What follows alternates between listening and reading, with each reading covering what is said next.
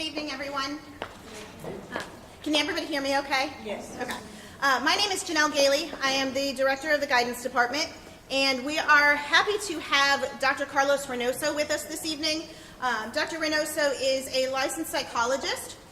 He started the Behavioral Health and Human Development Center in 1996, along with its accompanying homework and tutoring center. He is a Brother Martin graduate, which is important information that you need to know. He's class of 1983, and so he's a member of our family, and we're very happy to have him here. He works specifically with adolescents and children who face learning disorders and developmental disorders. ADHD falls into that developmental disorder category. So we're very excited to put some information on the table. We hope that it's helpful for you and your families as you progress through that academic experience. So please welcome Dr. Reinoso. Good evening. First of all, I'd like to thank you all for taking your time out on a busy Thursday night, especially with the weather not being so great, to come out and listen to this presentation. What I'd like to do tonight is talk a little bit about ADHD. Everybody knows what ADHD is in a sense. It's become so popularized in our culture and our society that in some ways it's almost become a caricature of what the actual condition is. And so what I'd like to do is talk a little bit specifically about what attention deficit is and how it impacts not necessarily every child, every child, but your children, those that are teenagers here at Brother Martin, because there are some specific factors or issues related to ADHD in adolescence that sometimes get glossed over. We tend to think that every ADHD child is the same, that there is no difference between them. But the condition itself changes over time, and as parents we have to be aware and well-armed to know how to meet those challenges over time. So I'd like to talk a little bit about ADHD in particular. What I'm going to do is I'm going to present some slides just to kind of keep the conversation going in a certain direction. I'm more than happy to answer questions.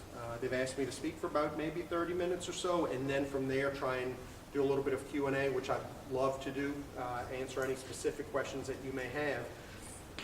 I work with children with ADHD every day. I've been in practice since 1996. I was licensed back then. I used to run a clinic at UNO, a training clinic, and then opened up my own practice. I'm a developmental psychologist by training, so autism, learning disabilities, such as dyslexia, ADHD, these are the kids that I work with, and I'll see them as little as 4 or 5, all the way up to what I call my really big kids, my college students. But I see a good number of middle school and high school students. I've worked with Brother Martin for a long time. I'm proud to be a Brother Martin graduate. I'm glad that they asked me to come back tonight. It always feels like coming back home. And so I'm happy to help out the school in any way that I can. The first thing we should do is we should talk about what ADHD is. And everybody knows what it is. There are 3 core symptoms in ADHD. We tend to only talk about 2 of them, the attention and hyperactivity part. People forget the other part because it's not in the name. It's impulsivity. Those are the 3 core symptoms of ADHD. And what I'm going to tell you is this. The problem that we have with the name that we give this condition is that it makes us stereotype children. We assume they have no attention, right? Because they have an attention deficit. And that's not always the case. We're going to talk about that in a minute. Or that they're hyperactive. They can never sit still. And some people will assume that your child, if they are not running around the room or pacing back and forth or getting up and down, that they can't have ADHD. They might also assume that if your child can play video games for 4 hours, that they can't have ADHD. Because if they have an attention deficit, how can they pay attention to a video game? We're going to talk about that as well. But just keep in mind, those 3 core symptoms are the symptoms that define the condition, but there really are a lot of other aspects of ADHD as well. Some children with ADHD have what we call incidental aggression. We don't see it as much in adolescence, but we'll see it when they're younger. The ADHD child is not the child who's out to hurt anybody or be aggressive with anyone, but they are the child that if their buddy walks right by them and brushes up against them, that elbow goes out and they hit them, and they didn't mean to hurt them, but they're impulsive. And so they overreact, they act sometimes without thinking about consequences. So sometimes we'll see incidental aggression. If you have purposeful aggression, if you have that kid who's out there, you know of a child who's out there bullying other kids on purpose, that's not really part of his ADHD. That may not be ADHD at all, that might be something completely different. So aggression can be a piece of ADHD, not for all. We also see things like working memory deficits in children with ADHD. The basket that catches information isn't as big as we want it to be. So if they can't get the information in, they can't grab it and pay attention to it, or maybe the wrong information gets in. Their buddy who's sitting next to them in class talking catches their attention more than the teacher. So they come home, and the notes that they bring home are spotty. They're missing pieces of it. It's not that they weren't paying attention, they just weren't paying attention to what we wanted them to pay attention to. What do we know about ADHD? Just real briefly. Well, this is an all-boys school, so it happens to impact boys more than girls. The rate of ADHD diagnosis in boys is higher than it is in girls. Interestingly enough, what we tend to see sometimes, not always, but in a fair number of cases, when girls do get diagnosed, their ADHD sometimes is more severe than that of boys. Girls tend to get diagnosed later than boys do, but when they do get diagnosed young, usually it's more, the presentation is a little bit more obvious than it is for boys. It is a genetic disorder. One of the things that I do in my practice is I evaluate children. We're going to talk about why evaluations are important. But this happens to me on average at least 3 or 4 times a month, if not more. I've evaluated a child, I'm going over results with mom and dad, I'm telling them, look, I think your child has attention deficit disorder or ADHD. This is what I saw, these are the symptoms, and a hand gets raised. And that hand is a parent saying, you know, you're kind of talking about me when I was a kid, or you're talking about my brother, or that was my cousin. It's genetic. This stuff does run in families. We see that there's a higher prevalence. Now, that doesn't mean that if you have 4 kids that all 4 of them are going to have ADHD. I've seen it. It's not that common, but it does happen. But you will see that it runs in families. That's why a good family history is important to get. But what I'm going to tell you is this. Almost every condition that we can talk about, be it a developmental or a psychological condition or a medical condition, we're finding more and more that all of this is genetic. So it's not out of place for us to see that ADHD would have a genetic component to it. ADHD is a developmental disorder. You're going to see that ADHD changes over time. When your child gets diagnosed at 5 or at 8 or at 9 or at 12, they're not going to look the same way a little bit later in time. There are aspects of the ADHD that are going to change, and as a parent, you have to be ready and aware because your child's going to look different. In our latest diagnostic manual, they have allowed for a modifier called ADHD resolved. I'm going to tell you, I've never seen a resolved ADHD. It's out there. They say it's out there. I haven't seen it. The presentation changes, and I have a lot of young men and women who learn to manage their ADHD, who learn to cope with it, and you may not be able to tell that they have it, but it's still there because if you ask them, they're going to tell you it's still there. But that doesn't mean they can't be successful. It doesn't mean that they can't get by or achieve the things that they want to achieve. Important to know, and most people are aware of this, but not everyone, there is no cure for ADHD. Not today, maybe one day, and I would hope that we would get that, but we don't have a cure for ADHD. There is medication that can help it. That medication is not a cure. That medication is going to limit the symptoms. It's going to reduce the impulsivity, improve the attention span, and reduce hyperactivity if your child has a hyperactive presentation, but it's not going to get rid of those things. And when the medication wears off, all of those symptoms present again. Medication is one treatment option. It happens to be the one that most people will wind up utilizing because it gives the sort of most immediate effects, but you can work on environmental adjustments. Therapy in some cases is called for, although not in every case with ADHD.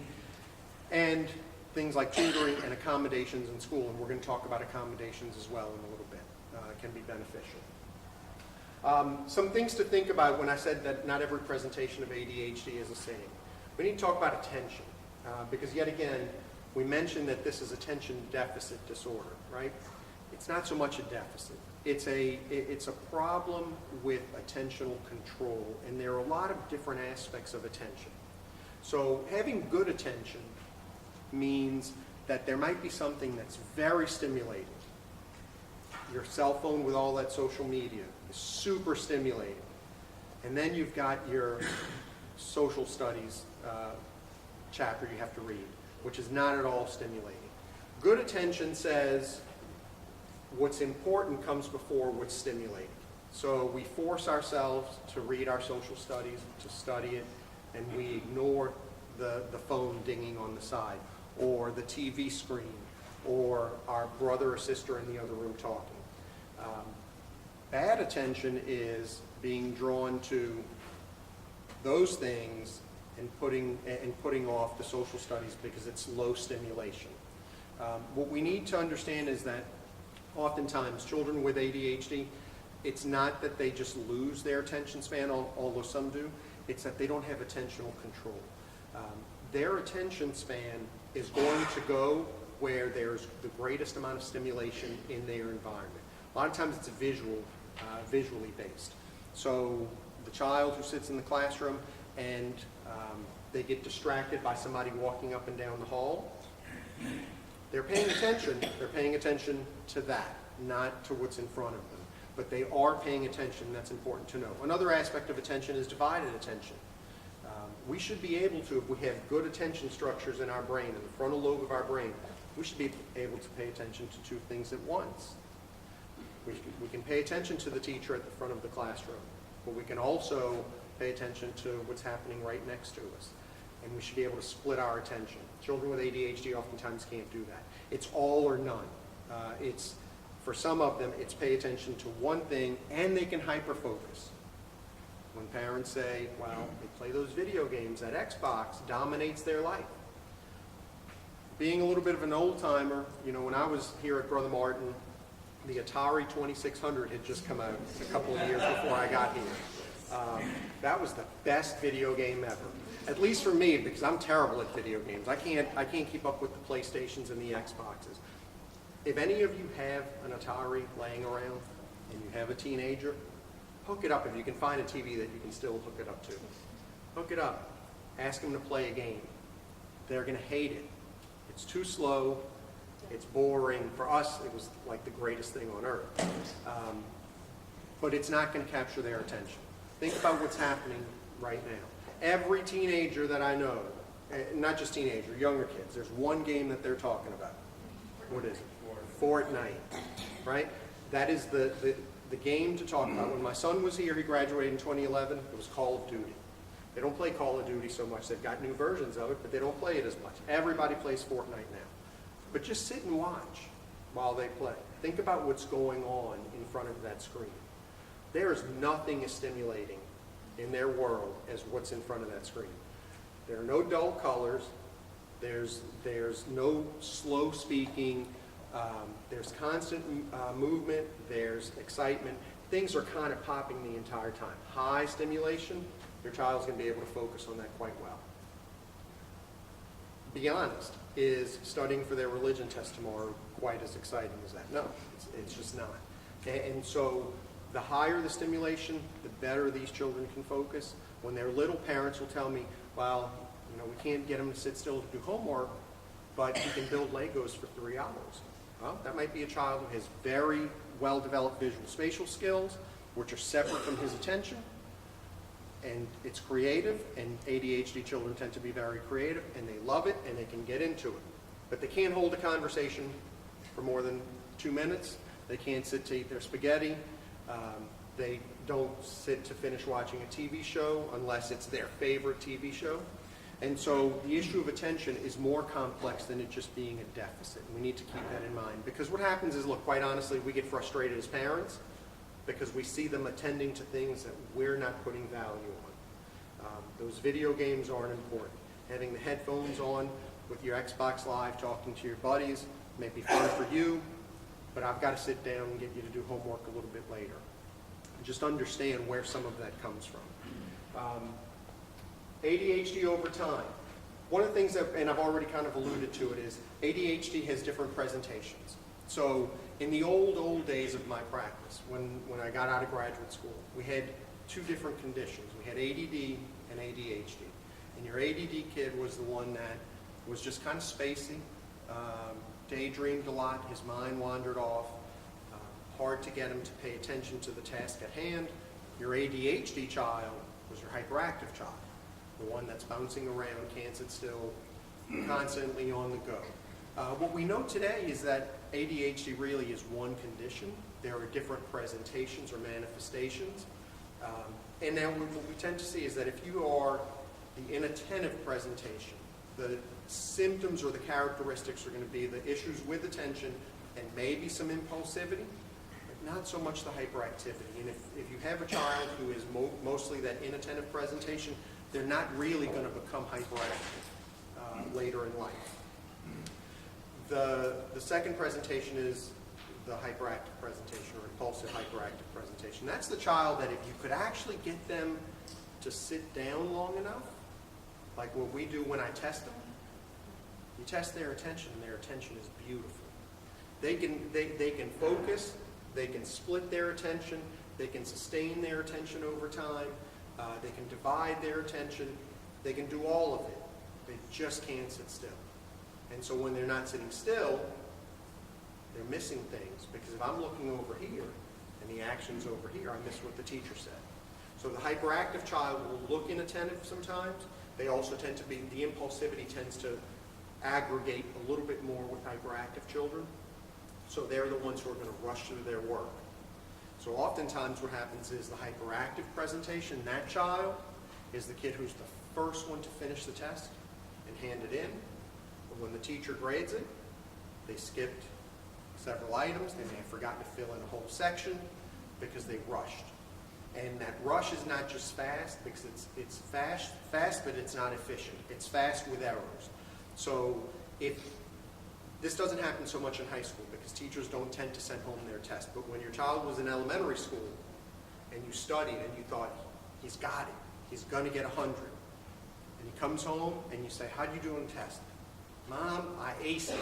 It was great. And the next day you get the test and he bombed it. But then you take that same test.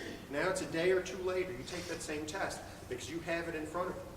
And you say, come here, let's look at this. And you go through number 1, number 5, number 7, the ones he skipped, and he knows every single answer. Well, how can that happen? You can't know it the night before the test, forget it, and then know it again. That involves long-term memory. Long-term memory doesn't go away in that fashion. What I'm going to tell you is that child knew it. They knew all of it for the test.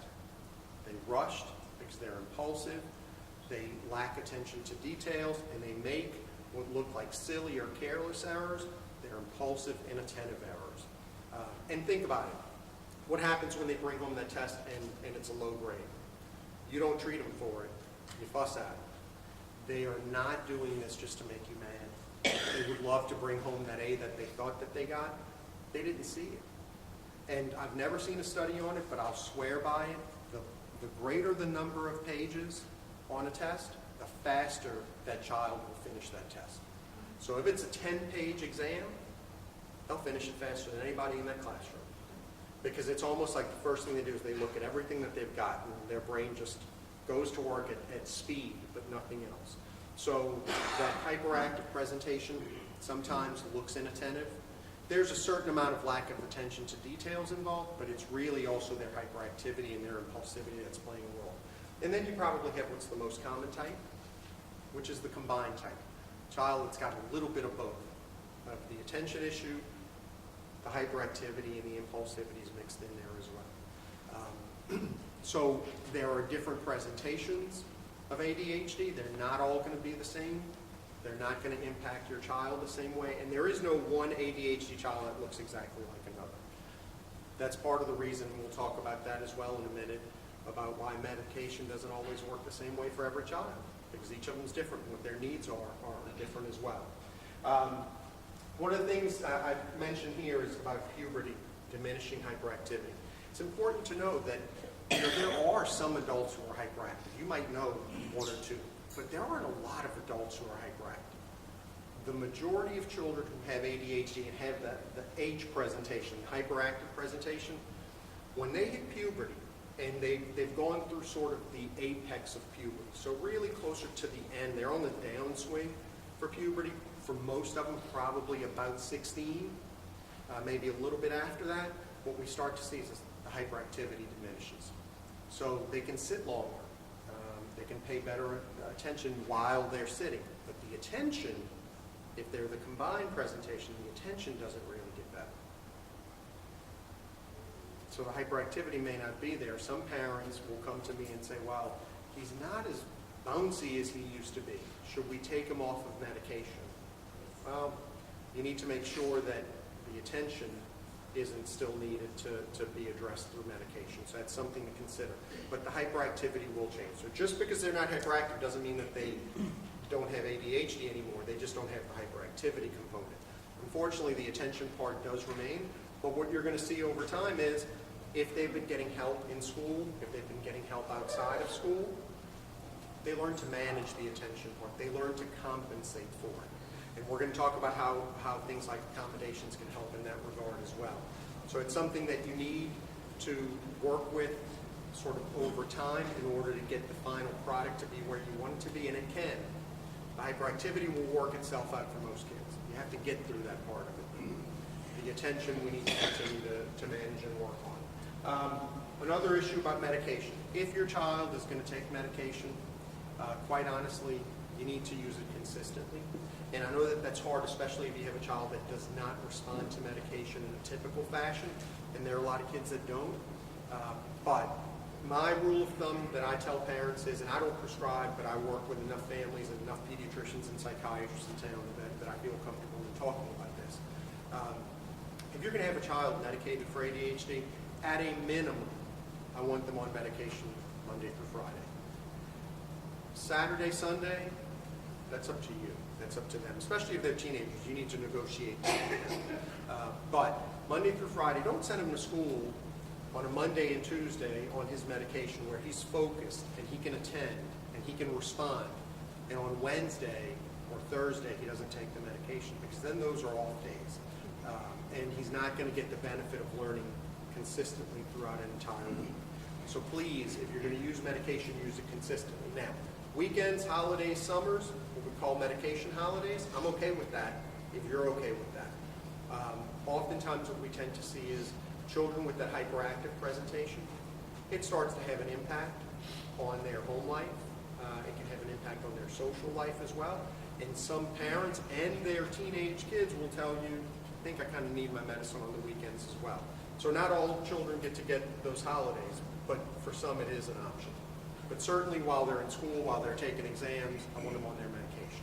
I don't want them to use the medication, though, kind of like taking an aspirin for a headache. Oh, I have a big test on Friday. I'm going to take it on Friday, but I didn't take it Monday through Thursday.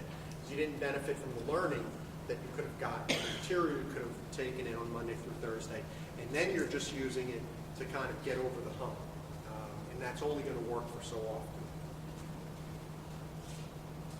All right, so who can diagnose ADHD? This is a question that I know counselors, guidance counselors at schools get a lot. We should talk about that for a minute. By and large, there are three types of professionals that are going to be the ones making a diagnosis of ADHD. If your child is young, your pediatrician may make the diagnosis. Pediatricians are trained to diagnose via an interview, a clinical interview, or rating scales. They're really not doing any testing for the most part. There are a couple that may do, there are a few that may do a little bit of assessment here or there. By and large, they don't. That's not what they're trained to do. So if you bring your child to a pediatrician, be they younger or an adolescent, the pediatrician's going to tell you, hey, well, tell me what's going on. And you're going to tell them. You're going to tell them how he doesn't pay attention, he's always moving around, he makes errors, he's failing tests, and the pediatrician's going to probably not even tell you that they have ADHD, and you say, here's a prescription. The minute you get that prescription in your hand, your child has been diagnosed with ADHD. Nobody may have told you, but your child's been diagnosed with ADHD. Same thing with a psychiatrist. Psychiatrists are not trained to do assessment. They're going to talk to you. They're going to do a thorough clinical interview, probably a more thorough interview with you than the child. They may do rating scales, but psychiatrists don't like to fool with those a whole lot. And then they're going to make a diagnosis, and they're going to prescribe. And then you've got psychologists. That's me and people like me. Our training is different. We are trained to do assessments. I test children every day.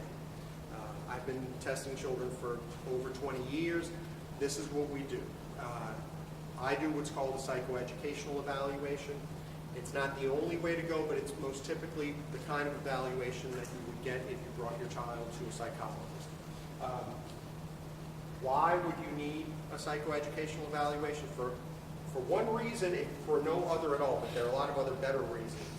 If you want your child to get accommodations on the ACT, some of you may have sophomores, juniors, even seniors, ACT is going to tell you you need to have a current evaluation on it. And they're not going to dictate necessarily the specific aspects of it, but they kind of know what they're looking for. They tend to be psychological, psychoeducational evaluations.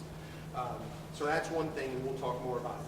Why have a psychoeducational evaluation? All right, so look, the thing is, I just told you that you can go to 3 different types of professionals and get the same diagnosis in different ways. I have to, because it's what I do and therefore what I believe. I've got to tell you why I think you should get your child evaluated if you're not sure. Because the thing is, parents come to me all the time, and they just don't know what's going on with their children. For every parent that will come to me and say, I think he's got ADHD, I'll have another parent that comes to me and says, I think he's got a reading comprehension issue. And what I'm going to tell you is this: if I don't get to test his reading and his attention, I don't know which is which. A child who has a reading comprehension issue, maybe a reading disability, will perform poorly on tests, seems like they can't pay attention, and their attention may be perfectly fine.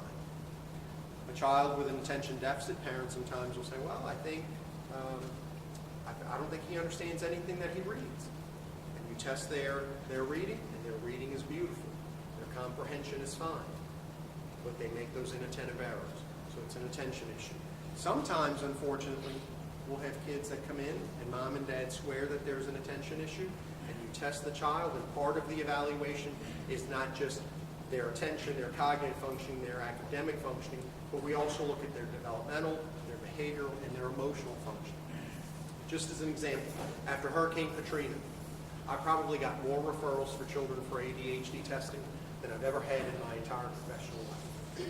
I would have parents calling me day in and day out. My son or my daughter can't focus, they can't concentrate. The sheer volume of calls in the year after Katrina that I was getting, what I resorted to doing was saying this on the phone with families. Before the hurricane, did your child ever have any problems with attention? No. Did you lose your home, or did you have any loss of life or major upset during the hurricane? Because, a lot of people did, but some people didn't. And if the answer was yes, then the question is, did you start to notice these changes after you got back? Yes. What I'd suggest to them at that point would be, you might want to wait a little bit. Let's give it a little bit more time. How close are you to having things in your life settle down? Well, we're going to be back in our home in 3 weeks. All right, call me in 3 months. And if you're still having issues, let's get them evaluated. Because the truth of the matter is that emotional issues, anxiety, depression, stressors in life will directly impact a child's ability to focus. That doesn't mean that they have an attention deficit. If I had gotten in a car wreck on the way here and had to rush in to talk to you all, I might not be able to remember a thing I had to say. Doesn't mean I have attention deficit all of a sudden. It means that emotionally I have been stressed. And so one of the things that you should do is you should look to see if there are other factors that are getting in the way.